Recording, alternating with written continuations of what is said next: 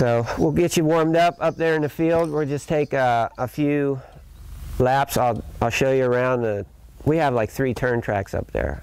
A mini one, which we'll start on first as far as the drills go, techniques go, is a circle drill.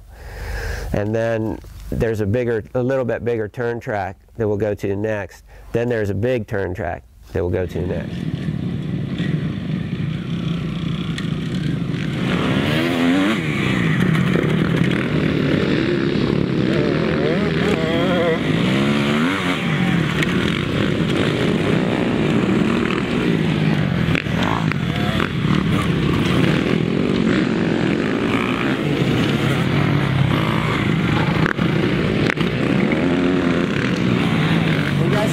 What I think is perfect conditions. No dust, then a little bit slippery on top. I know the ground is a little bit hard up here, and that's why we can ride up here without it being real muddy. If it was soft, of course it'd be full of mud. So we're lucky to have this riding spot.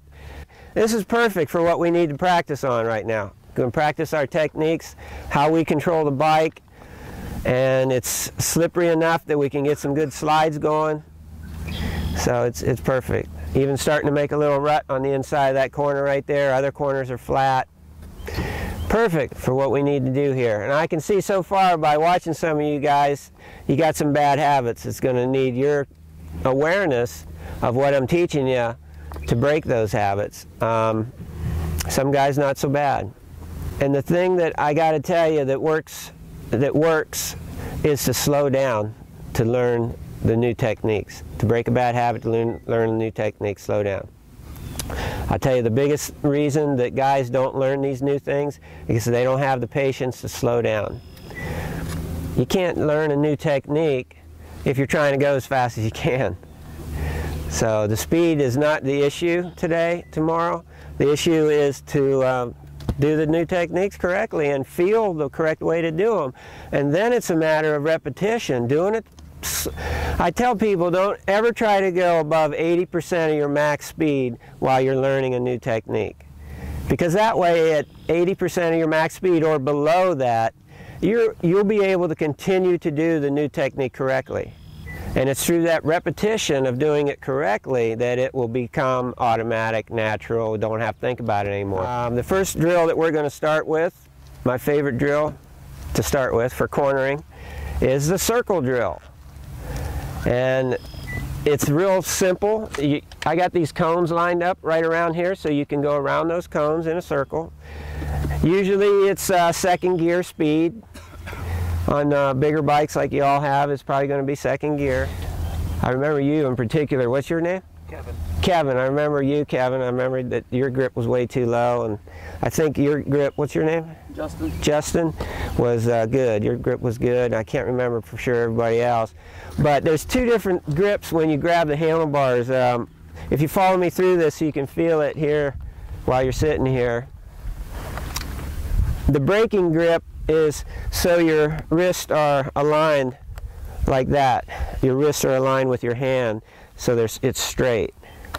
Then you have the acceleration grip, so you're over grip like that. Now your wrists aren't aligned. And if you bounce on the handlebars like that, you can see why that wouldn't work under braking, right? Because if you tried braking like that, you'd pop right off the handlebars. Believe me, I've done that, kissing the front fender before I went on over and then got the wind knocked out of me so bad I couldn't breathe for 2 minutes.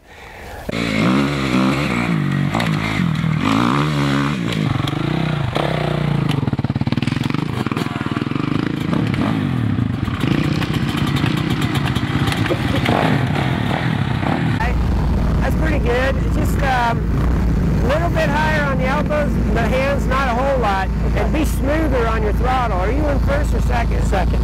Okay, second's good, but you're like off and on too hard, off and on too hard. Just try to be real smooth with the throttle. Okay. All right, and sit up a wee bit further. You're almost there. Okay. All right, sounds good. Man, you guys stayed out there the whole time. We're still early in the day, you know, you'll do that for a while now. Still sore though. Yeah, my inside leg gets tired from holding it upright. How many guys are putting a lot of pressure down on that outside foot peg? Okay, that's the next technique we're going to do. The arm thing was good. Everybody did it. Kevin, you had a little bit of trouble with it. I had to remind you about it a few times, but you can do it. Okay, any questions? Darn, I must explain it pretty good. They don't even have any questions. Yeah, I got one. Uh-oh, we got one. When coming into a couple corners, like when you're, like, say a couple times he would be like right next to me and I'd be fighting for the inside. And I'd be waiting the outside foot peg and then kind of like getting my ass over like this side. And like, what are you doing for that? Like keeping your body straight, dead center? No, that's a good point. You do, on a flat corner, you want to sit a little bit on the high side of the seat.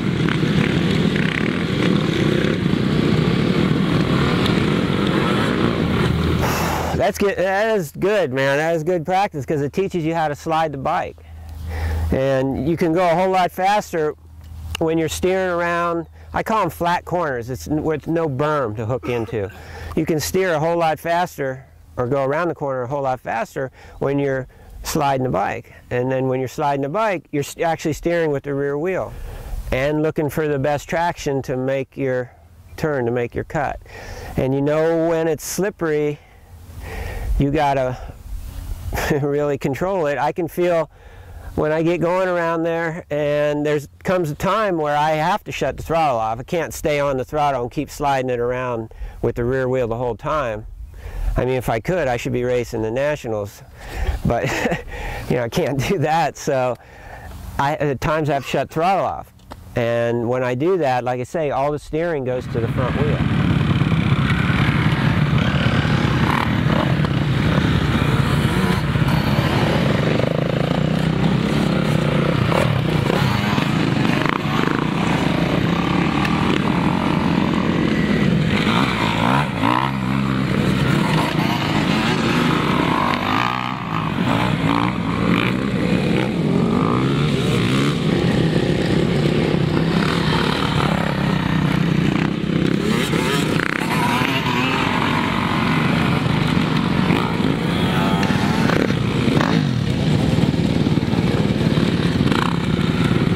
You guys getting the feeling of what we've been talking about? How if the throttle goes off, it's got to come back on or you don't have no control. If you're not braking, you got to be on the gas.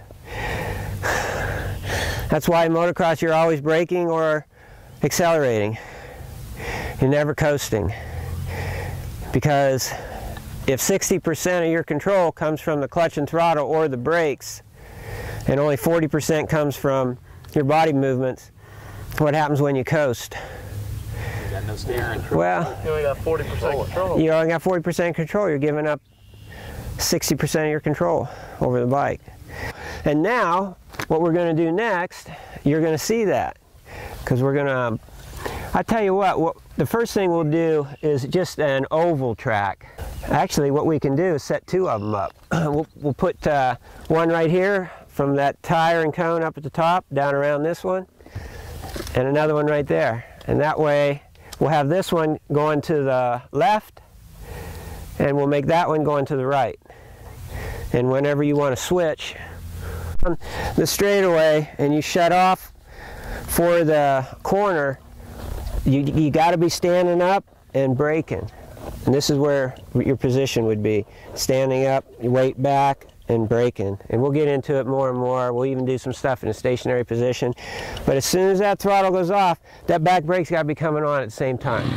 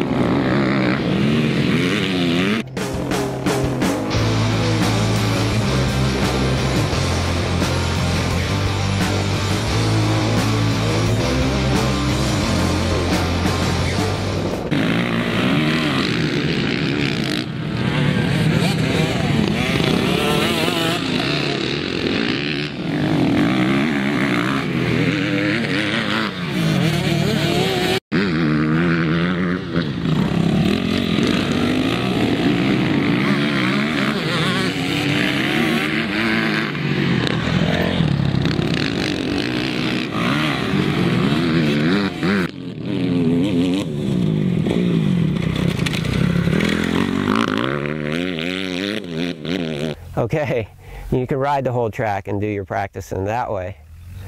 But even those guys isolate certain techniques, certain corners, and work on them separately at times too. Think of it as a gymnastic person.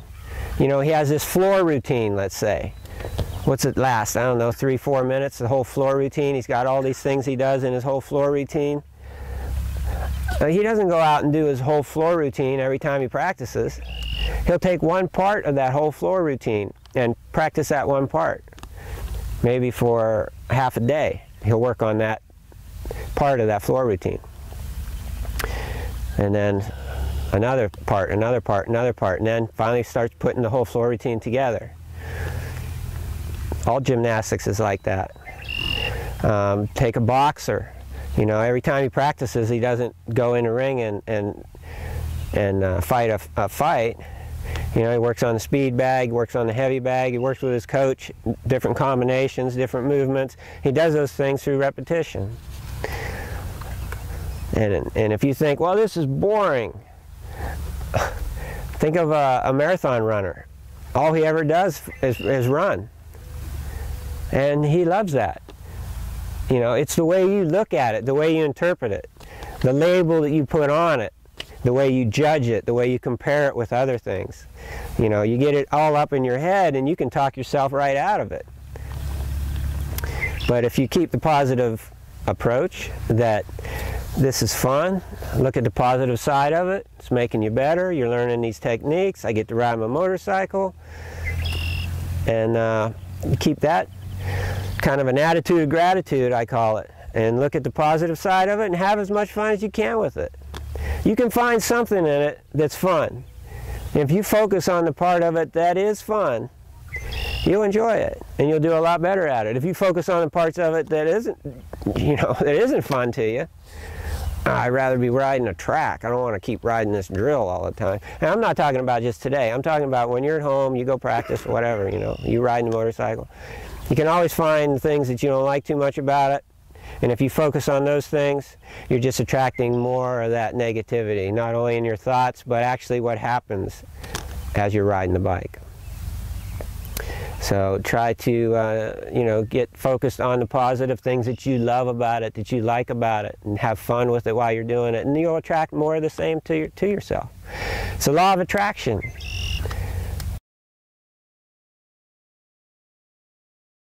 All right, you guys. I told you a little bit about the sponsors before, and they're all we're giving you one of these sponsor packs, and inside the sponsor pack is our envelope that's full of the sponsor discounts that the sponsors are giving away discounts.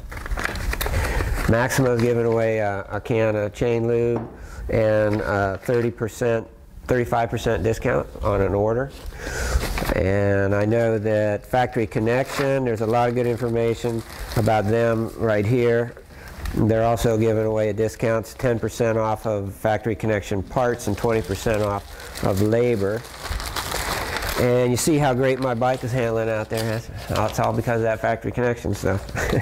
Now, they are really good. I've been with them for several years now, and they're awesome. Scott Goggles has a 50% discount in here for a pair of Scott goggles.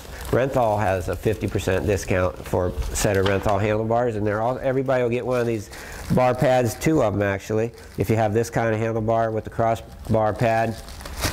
Or if you have the fat bars, you get 2 of these from Renthal. And Works Connection also is giving away a 30% discount on any Works Connection order. You can get on their website. Their coupons in here, worksconnection.com. You can go to their website and see they got all kind of stuff. Alpine Stars is another sponsor, and we got these displays on display, Tech 10 boots. Also have, you know, they make neck braces and all kind of good stuff. I like the Alpine Star Tech 8s. Been using those for years and they've been awesome. So anyway, you know, you got to buy stuff anyway from companies. These are companies that are helping my schools to help you guys, so they're all good. I've been with them for a long time, and it's a good way to go. So I'll give you guys each one of the sponsor packets. Everything's in there. Each get a can of chain lube, and then from Maxima and Renthal, whatever kind of handlebars you got. Fat bar or crossbar. There you go. There's one for you, buddy. Yep, one of those. You're up next. We'll get going again in about 10 minutes or so. We'll be back out in the track.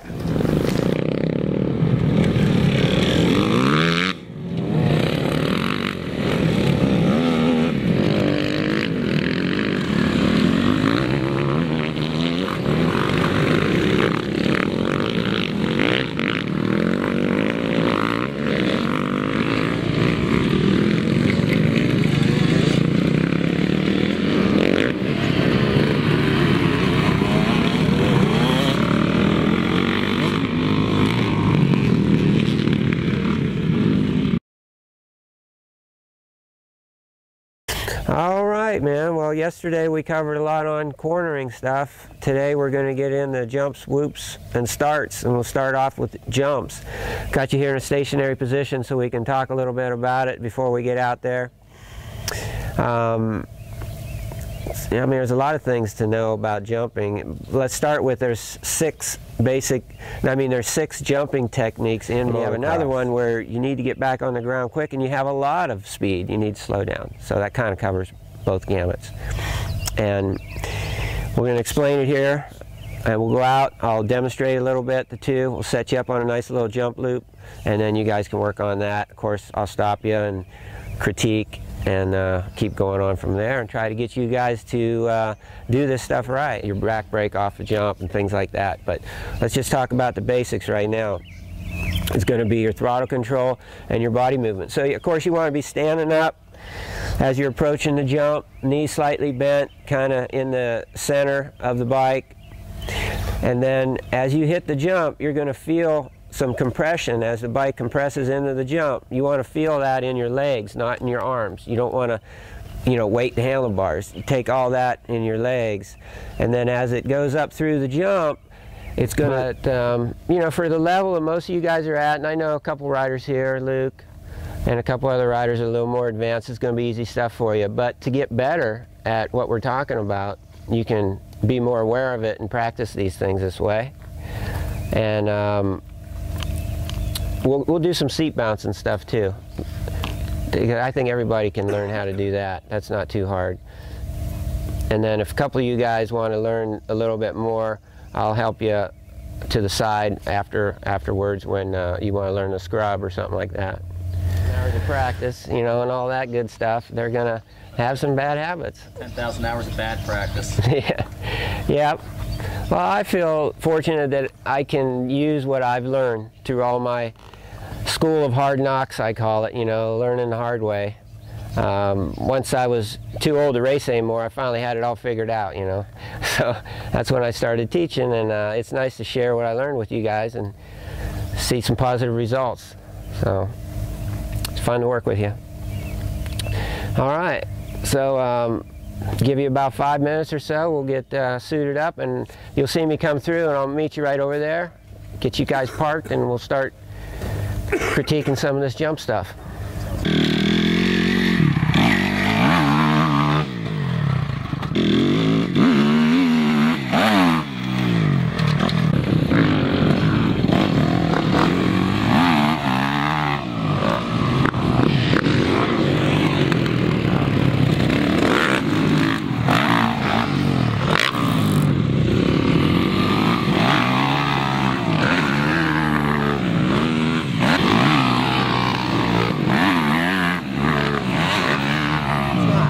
We're here to have fun and learn some stuff. So what we're doing here is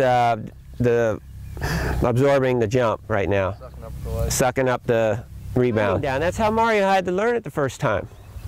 He had to work at that, getting that timing down, doing it very slowly, just jumping a foot or two off the ground until he felt the timing. Then he could start doing it a little quicker, and after a while he could do it. He learned it in that one day. Otherwise, a lot of you guys will spend years trying to learn how to absorb a jump by trial and error when you're racing or practicing the whole track.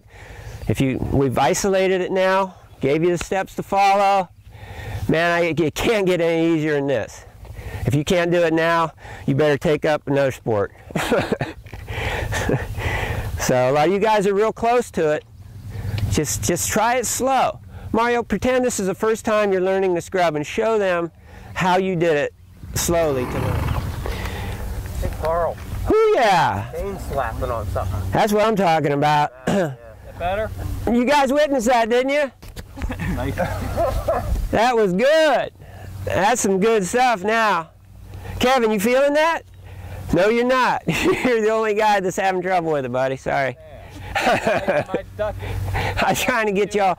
Later. Yeah, you're late and you're moving back too far. That's why your front end's getting up high on you. Just stay up more in the center of the bike, and your timing has to be at that part where it just starts to rebound. That's where you have to flex. You guys, A group was good, every one of you. You got it down. Good work, good job. It's hard to get much bounce out of it. Yeah, it's hard to get a lot because it's slippery and stuff, but you got the idea. I see everybody was jumping out of the foot pegs with the rebound. The timing was good. Stayed on the throttle, so it was working good. You guys take off in baby steps. Don't worry about jumping the whole tabletop. Just come out around about right here where these guys were.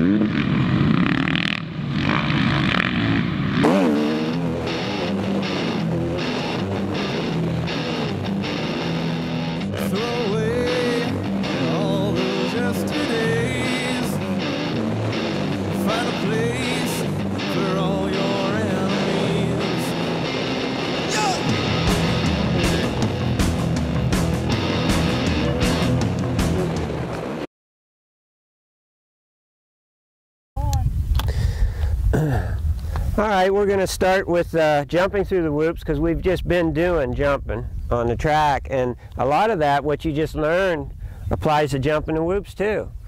It's just close together. So you got to land just right and time your compression and rebound with your body movements and throttle, clutch and throttle. When you're jumping the whoops, you should learn to use clutch and throttle. I like one finger on the clutch.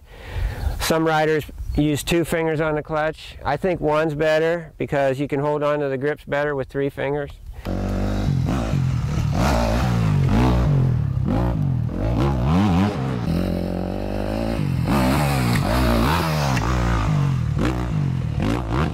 Okay, you see on the first 2, his back wheel was a little short. It didn't quite clear the jump. Needs a little bit more speed, a little bit more lift.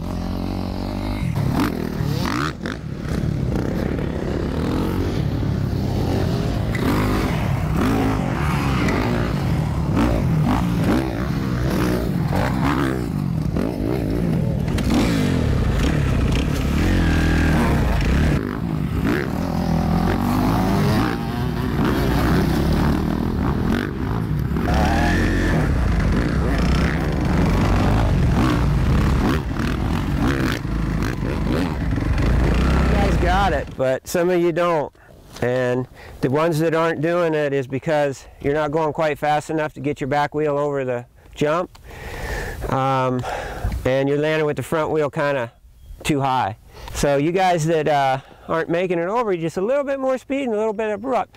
I stopped and talked to you about it, right? And then you got it. That's all he needed to do. Now, it's nice and smooth, isn't it? Nice rhythm, easy to do. Fun too. Yeah, it's fun. And then when you get better at it, you might get a set of whoops so you can triple through it. You need to feel the compression more with your legs. Compress in it and lift up out of it. You're just going out too far. To get the technique down, you need to compress and lift. It's not real fast right now through these, but it's just an exercise to do to get the technique down. You need to feel that compression and rebound with your legs so you pop the bike up more. You gotta jump a little bit further and don't jump with your front end so high.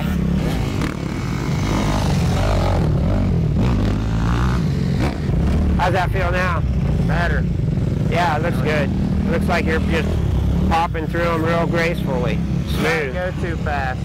Good job. I think everybody's got it down, and at least you know what to reach for now. You know what to do, how to do it, right? You're getting it good there. I'm sorry, what's your name again? Carl. Carl, yeah, you're starting to get it. You're going a little too slow into it.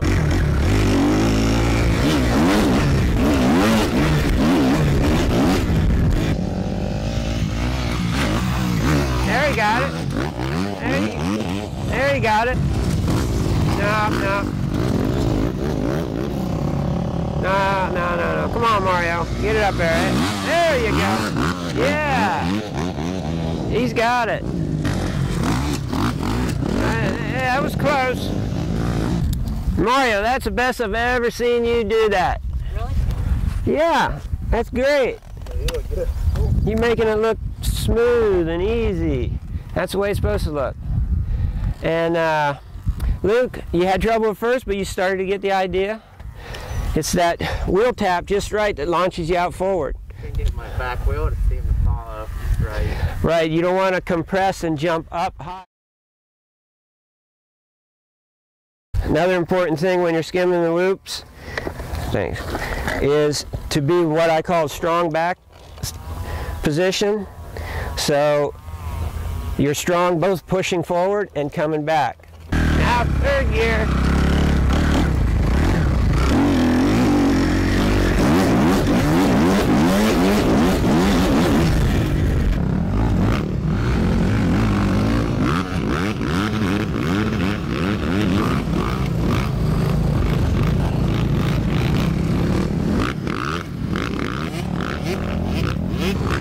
You're missing the second loop with your front wheel.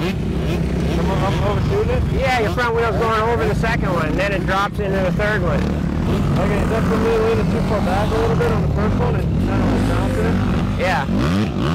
Just concentrate on making your front wheel hit about 4 inches before the top of each loop. Seems like after I hit the first one, my rear end comes through, it's bouncing me, and my feet's coming loose. Yeah. You're pulling back too much and you're getting your body weight back too far. You're trying to control the bike with being way back all the time. You gotta be back. Don't be completely in the center. Be back a little bit. Make sure your front wheel hits that sweet spot. Hey, I'm Justin Moore from Chesapeake, Ohio. Found out about Gary's Semics School online. Been doing some research on it. Wanted to, get some tips on how to improve my riding, and thought I'd come up and give it a shot. Got here, worked on the turn track a little bit, worked on cornering, did a couple ovals, worked on a little bit bigger turn track, worked on the little techniques, a lot of little techniques that help you out. Day with a lot of riding, put a lot of riding in throughout the day. Used to, I just would charge into a corner, coming too fast into a corner and almost come to a stop. I learned to come into a corner under control, get the bike in the rut, come out of it smoothly, and then roll on the throttle. Looking forward to tomorrow. Tomorrow we're going to do some jumps, hit the whoops, and practice our starts. All right, my name's Carl Noyes here at Gary Semics Motocross School. Today's May 21st, 2011. Great 2 days of riding. My idea to come to the school was to just increase my knowledge of ways to improve riding and look at the areas where I was making mistakes and ways I could do riding better. I've started riding when I was very young, riding YZ80. Rode it for a couple years and kind of got away from it. And here in the past 2 years, I kind of got back on the dirt. So what I was looking to get out of school was just to increase knowledge of how to ride and techniques to become a better rider. I feel like I improved tons on quartering. We did fantastic drills as far as oval track drills, and just back to the basics of riding and what you need to do on a motorcycle to be comfortable and how to connect with it. I feel like I got a lot out of school. I'd love to come back and ride again. I'd like to thank Gary for this opportunity, for having me out. Hello, my name is Mario Testa. I just moved up to the B class, and I've been taking private lessons and doing the group classes for about 2 years now, and it's really helped me a ton in my riding abilities. Last spring, when I came back from Florida, I had some bad habits I developed, and I need to get rid of them. So me and Gary did more private lessons, and I was having trouble like staying in the ruts and really just leaning over the bike and being able to flow through a corner real good. So, Gary's way of teaching really helped me to learn quickly on how to go through the rut smooth and lean it over by we do slow motion is what it's called, and where you go slow as you can and just think about techniques, your over grip, elbows up, and and then you just slowly add speed to it until you're doing it right. And then as you did it right more and more, then it worked, and then we slow down, and then if you made mistakes, then you slow back down again and do some more slow motion. It really just worked real great for me. And my name is Luke Lorson from Myersdale, Pennsylvania. I ride 450 B stock, B mod, and plus 25. This is my first time to Gary Semics. Heard about it in magazines and online, and I actually have some of the DVDs. Been watching them and trying to study them and pick up little things here and there. I have a wrestling background, and I traveled all over the country to wrestle, and now moved to motocross, so I have to learn the right techniques here. And today we started with the circle track, and then went to oval track and turn track, and just basic techniques, learning braking into the turn and then switching over to throttle and clutch out of the turn, and just that little thing there definitely helped me. And free ride at the end of the session today, I went out and definitely felt faster on the track, just trying to think through that stuff and actually slowing down, and slowing down helps you go faster. So other than that, just continue to work on my technique. My name is Rick Lorson. I'm from Myersdale, Pennsylvania. I'm the proud parent, my wife and I, of an open B rider, plus 25 now rider. He's been riding for about 8 years now total, everything pretty much on his own. And he has gotten faster certainly over the years. And it's been my encouragement anyway for him to get something more formal, and found the Gary Semics School. And after being here this weekend and learning myself and him that there are 55 techniques you need to learn for motocross, to apply those, and the circle drill and the oval drill, to put those things into play, to break things down into the very basics. He's been a wrestler. I've been involved with coaching wrestling, and we realize that it's the little things a lot of times that make those bigger differences in the end. And I think that really this type of school for anyone at any level is very valuable in that regard.